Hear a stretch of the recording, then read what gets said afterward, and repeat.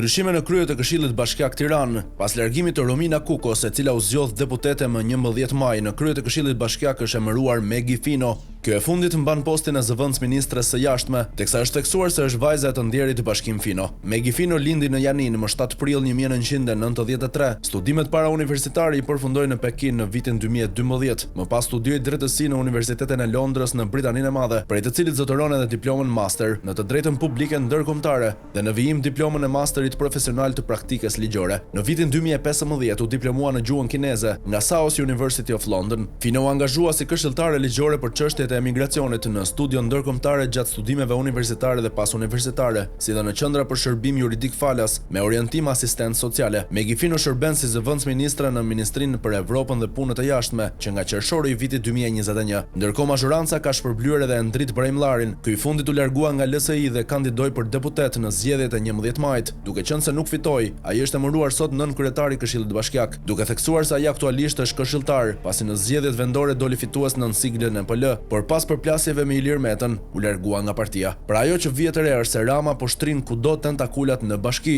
Të dy personat e emëruar janë besnik të tij. Megi Fino vjen nga radhat e qeverisë, ndërsa Brejmllari i dha ndihmë PS-s në zgjedhjet e 14 majit, duke i rrëmbyer shumë vota të PL-s. Në mbledhje ra në sy fakti se bashkia përfaqësohej nga nën kryetari Andi Seferi, ndërkohë që nuk ishte kryetaria në detyra Noela Ristani.